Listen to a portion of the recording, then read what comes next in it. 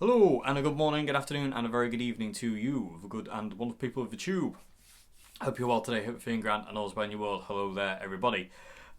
Special video today, people of the tube. As I film this, it is Remembrance Sunday, and tomorrow is the 11th of November. And as a special thing for that, we're going to do a very special walking video today. It's a sad one. It's not happy and cheery, but nothing about that period of time, World War One, is particularly cheery. And so this is going to be dedicated to my great uncle Clarence Clapson, who went off to war in World War One and didn't get to come home like a lot of them. So Clarence was born on October the 23rd, 1899 in Barton-on-Humber, which is kind of about 45 minutes away, and then eventually kind of came to Louth. He also had a brother, Cyril. Cyril actually fought in World War One as well. He lost his right eye in the war. We don't know how, but we are researching into that. We're going to see if we can find anything about how that may have happened. Anyway, Cyril was a bit older than Clarence. And Cyril was my mum's dad's dad, and Clarence was my mum's dad's brother. So, Clarence would have enlisted most probably in Lincoln, around kind of in 1917, maybe 1918. When he was of age, he would have been 17, 18, depends if he lied about his age, like a lot of them did back then to join up. They were told it was a good thing to go and do, and they all wanted to do it. A lot of men signed up and they lied about their age. Men. I say men. Some of them weren't men; they were boys. But so Clarence would have signed up. I'm not sure if Cyril had signed up earlier and he wanted to follow his brother. I'm guessing that's maybe what happened. But either way, a lot of men were told, you need to sign up and go and serve your country in World War One. And so it was a lot of people did. And so he would have signed up. He would have gone to basic training. After basic training, he'd have probably been allowed home, back to Louth, one more time before he shipped out to France and to the front. He was sent to the 11th Battalion Lancashire Fusiliers, and that was where he would serve out his thingy. We do have a picture of him here, and the interesting thing about his picture that you can see here is he's actually wearing spurs, and he's kind of like cavalry, although he wasn't actually cavalry. We also were told by family that he was artillery, and he wasn't artillery either. He was most probably a replacement for the last German offensive of World War One that happened on the... I've got my notes here just so I don't get anything wrong because I'm terrible for that. On the 27th of May 1918, it was the last German offensive. It was our last push against England, American, Canadians, and the French. Pushing us back. And they nearly won. The Germans really, it nearly tipped the tide of the war. That did. It really, it gave us a good hammering. And Clarence was most probably a replacement sent to the front, and he would have got there somewhere around the 27th of May. So he was thrown into the lion's den, if you will. It's hell. And if you read about this German push it started on the 27th of May, 1918, me and my dad have researched into this for this video a lot, and it just sounds like hell. It's just horrible. And the Germans kept pushing, and we had to keep falling back. So the British kept falling back, and we were outnumbered. So it was 17 German divisions against 8 English divisions. 17 against 8. And that's a lot. It's like 200,000 men on the German side compared to ours. It's ridiculous. The numbers are outrageous. And we kept getting encircled by the Germans. So the Germans would push through and break through a section of trenches. So, like, say, there's a trench here, the Germans would push through there and then this entire section of British soldiers would be isolated, and they would gradually kind of like come round and basically surround, the British and kind of starve them out basically, or whatever.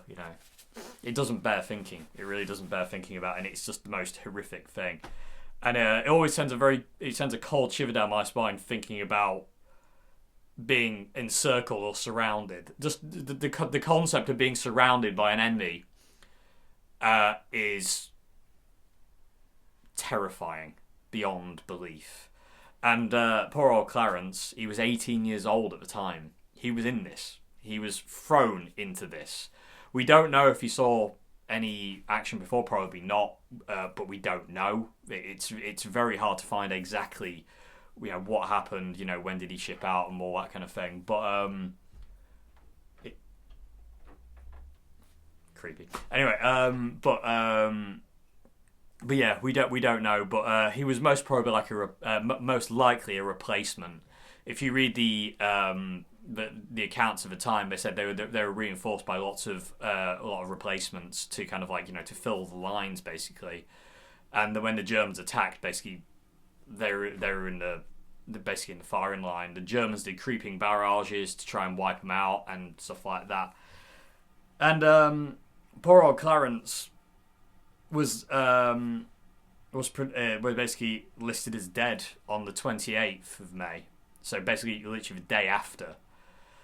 Very possibly, he died on the 27th of May, and was just not there the next day at roll call. They called out his name and he didn't answer. But again, don't know. The history, it's a bit sketchy, and it sounds like utter chaos because, like I say, as the Germans advanced, we kept pulling back. We would find a stronghold, and then the Germans would push through that, and we would retreat. And it was just kind of like this leapfrogging thing that was happening. Sounds actually mental. Anyway, so he died somewhere in that retreat, in that battle, on that last German offensive, on either the first day of it, maybe the second. We don't know. Somewhere between the 27th and 28th, he died. 18 years old.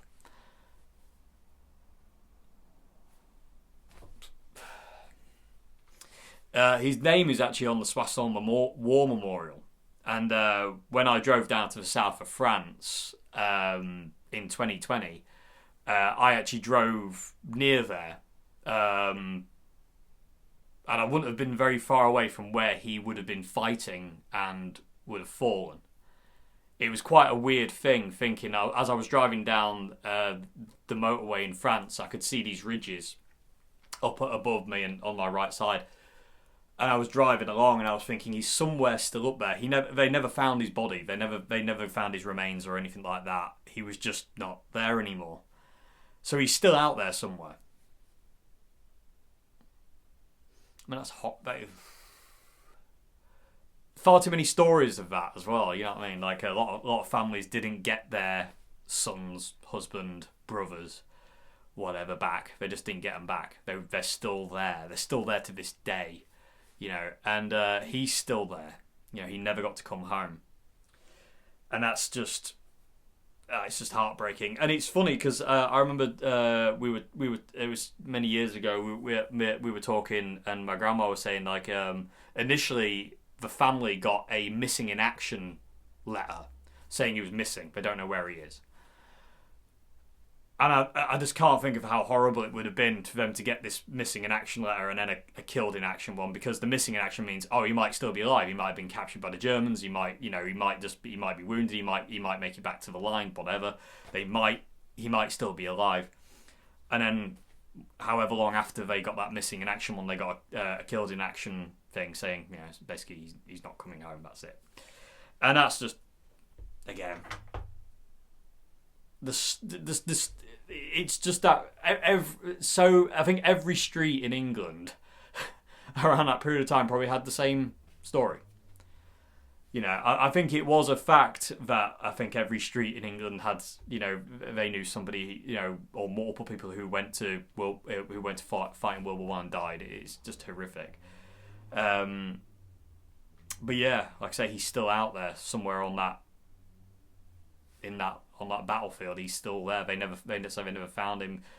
Like I say, it is most probably he died on the 27th and just wasn't there on the 28th, and they just listed him down as, well, I've heard initially listed him as missing, and then after a period of time, like I say, he would have been listed as killed in action.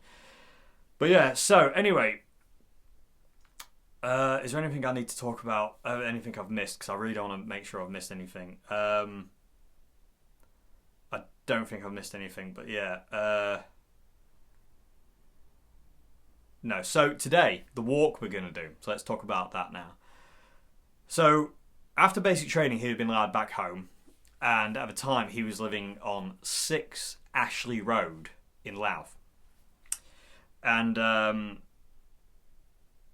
he would have left that house that day and walked to the railway station, got on the train, and he'd have gone from Louth, where we are now, to Lincoln. And then he got from Lincoln to somewhere else, we don't know where. So today what we're going to do is we're going to recreate his walk from his house on 6 Ashley Road to the railway station. Things aren't quite the way they were in his time, although the house on Ashley Road, number 6, probably looks how it would have looked when he left it. It's still very much a 1900s looking house. You'll see in a minute when we get there. But we're going to do his walk that, little did he know, he was never going to do again. So we're going to go from his house on 6 Ashley Road, and we're going to walk all the way to the railway station, and to remember him, and and pay tribute. We're also going to stop off at the War Memorial as well. That he would have walked past the spot where the World War I War Memorial is. He would have walked past it. Obviously, it wasn't there at the time, but his name's on there, and we will stop at that, and I will show you his name on there as well. So so you can see he's on there, and just horrific. But 18 years old. It's not. There's no age there. That's not a life. It's not a life. 18 years old, out of France, killed. Never even got to come home. Not even parts of him came home. Nothing of him came home. And his remains, whatever there is of him left, is still out there somewhere on that battlefield. Next to thousands of others. It's insane, it really is, and it's just horrific, it really is. And again, reading about this offensive on the 27th of May 1918, it just sounds like utter chaos and hell. If you look into it, you'll know what I mean. It just sounds like, it's just horrific. The words do not describe. They do not describe. It just sounds like chaos. And like I say, words don't describe it. They really don't, and we can't imagine it. Thankfully, we can't imagine it. You know what I mean? I think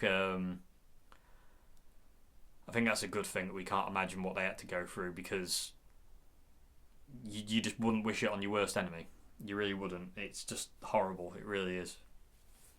Anyway, so today's video, like I say, dedicated to my great uncle Clarence Clapson, number 57256. Who fought with the 11th Battalion Lancashire Fusiliers and died probably on the 27th of May 1918 in the last German offensive of the war. So so let's go to 6 Ashley Road and begin the wonder. Okay, here we go. This is number 6 Ashley Road. This is where he left. This is the house he left. I don't want to film it too much because there's people in there. It might be a bit weird. But this is it. So, I'm going to have to cross over. I can't get through that gap. But this is it. This is the last walk he did in Louth. Didn't know he was not coming back. So down the bottom of this road we're going left. On the way to the train station.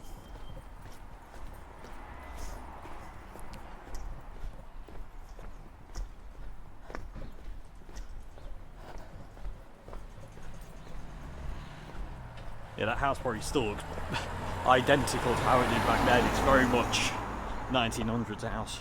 Don't look any different, don't look like much has happened to it. I can imagine the interior is different, but that's where he lived.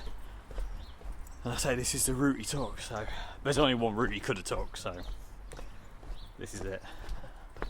We actually go past St Michael's Church here as well.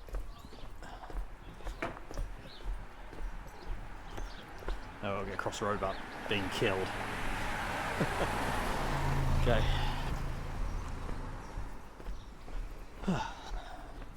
It's not a long walk, people with the tube, so.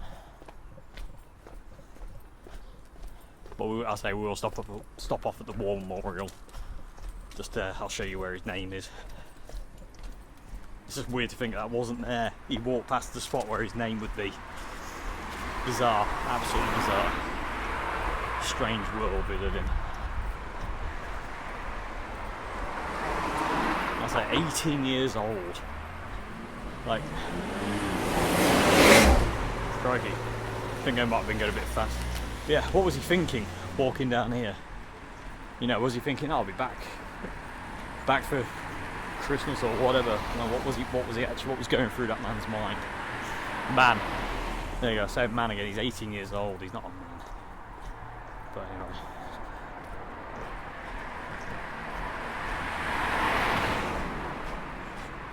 Imagine there weren't as many cars around in 1918. Crikey.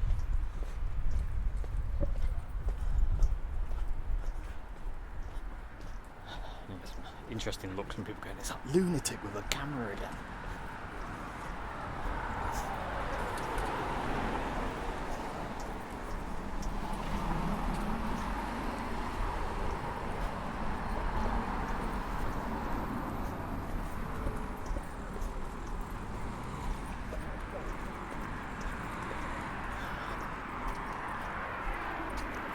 Another road to go. This is Monk's Dyke Road. If any of you seen the Y Walk, you'll know where we are.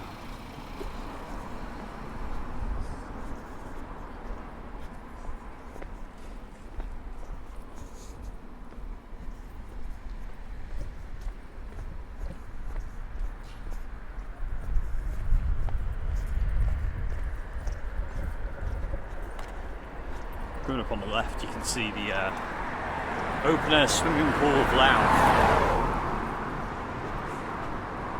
which is there. A lot of these houses would have been the same. Some of them won't have changed much.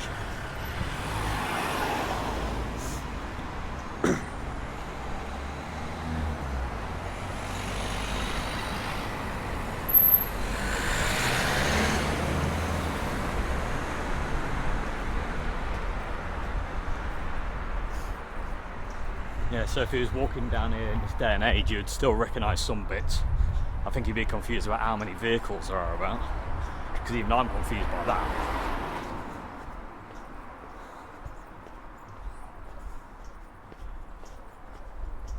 It's a very dark and gloomy day today, so.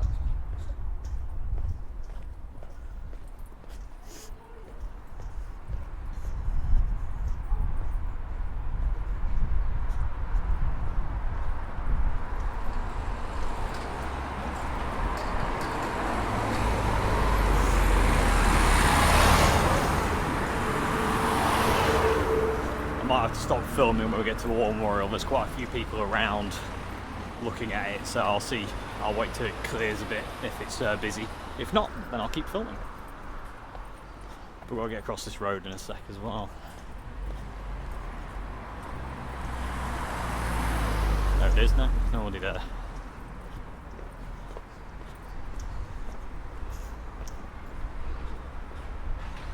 So yeah, a lot of the buildings you see, like the one in front of us, one to the left, they would all have been there. He'd have walked past these buildings. They'd all have been the same. They looked exactly the same. So, it's got to cross over to War Memorial now. It's actually outside Louth Jail. This is the old jail of Louth. Oh, you're going to get killed. I'll show you his name.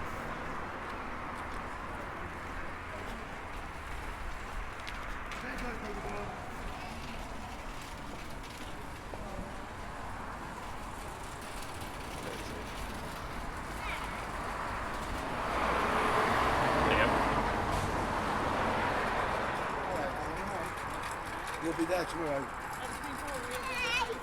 And all these other pubs. I'd like it, because I love the bar right, so you know what it's like. Yeah, I did it tonight, so she'll be there. Thank you. Bye, So, baby. let's keep on.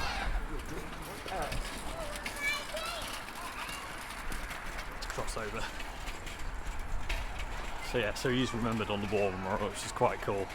Nice to have his name on there. So I think he'd be on the other side of the road at this point. I don't think he'd be on this side, but saying that he might be. I don't know, we don't know. But he definitely walked this way, without a doubt. This is the way up to the railway station. Now, the way up to the railway station is actually blocked now by houses, new housing estate. So the way he walked up to the station, we can't actually go all the way, but we can do a bit of it. Well, I'll show you in a bit.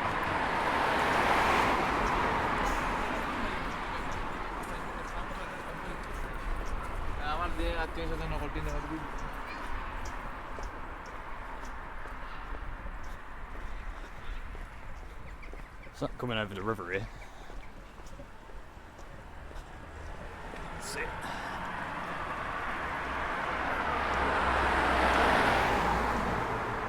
I'd probably get the impression as he's getting closer and closer to the railway station, which is not very far now, his nerves would be going. I don't know how they couldn't be. I mean, I know they were lied to, saying it was a good thing, and they all believed it was a good thing that we were doing and serving a country. But he must have been terrified. And again, reiterate, at 18 years old, how can you not be terrified?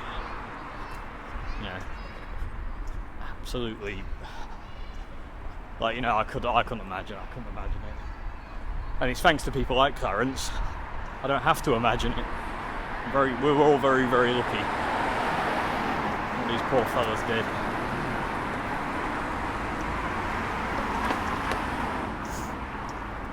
I'm going to try and cross over while I've got a chance. But interesting fact here for you people in the tube. So, let me just stop a sec. So if you notice down here, you can see these houses are actually pushed back. That's because I forget the exact date, I think 1920s at some point, we had a big flood in Louth, and the flood water came down this road and took out all the houses here. So there were houses here. So technically, if we stand here, this is looking through people's houses, and you can actually see the foundations of here. And that was after the war, but and there was houses all along here, all up to the path side. On this corner was a chip shop. Just on this bend, you can see here on this curve. We're walking past it. There was a fish and chip shop, and it actually got bombed during World War II. Luftwaffe bombers came over and bombed it, so this is where the chip shop used to be and got blown up in World War II. And like I say, Clarence would have walked past it back then. So we need to cross over now quick without getting murdered again by cars. So we're going to go through here.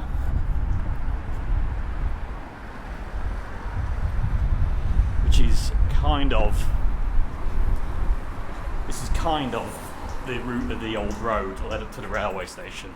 It was a little bit to our left, and we have to go right now instead of carrying straight on, because it would have gone straight forward there, but we're going to have to go right here. But we're nearly there.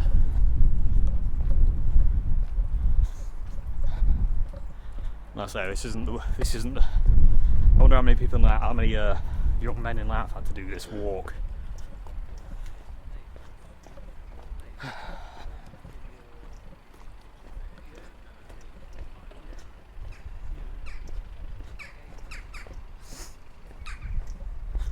So I'm pretty sure we're on the railway line at this point in time, or what would have been the railway line. But we can get back on track in a sec. The railway station is now buried in all these houses. This was once all railway property and tracks everywhere. The actual station, Louth station, was huge.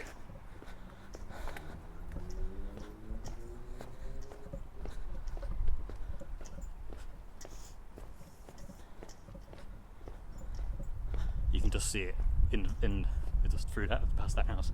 So again, we're on the tracks right now.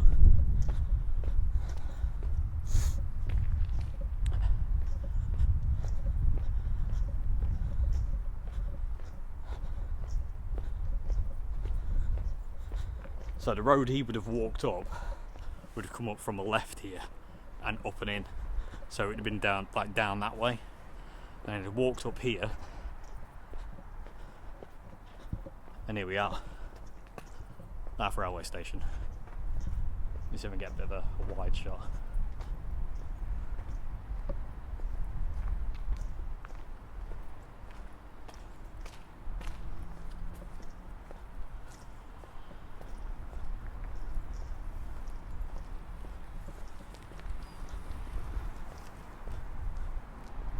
Go down here a second.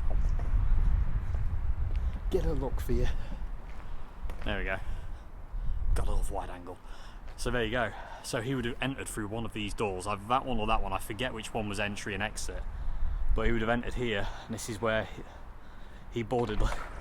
Well, basically what was his last train out of Louth. We can actually kind of go on to where the platforms would have been. Again, where he would wait to catch his train to. Well, I would say probably first Grimsby, and then from Grimsby to Lincoln, and then Lincoln onwards to wherever it was. But if we just go down the side here, quickly. So this is where the platforms would have been, down here. So he'd have waited somewhere along here. Who knows, I could be stood exactly where he waited. There we go. So that's the end of the wonder. I do apologise for any wind noise that's happening, but can't help the weather today. It's very cold and very windy. But yeah, there we go. That's like I say, it's dedicated to my great uncle Clarence, and also to everyone else who had to go through all that horribleness that he went through as well, and worse that he went through. Anyway, I hope you enjoyed this vid, and I will see you again very soon for another one. Yeah. Goodbye now.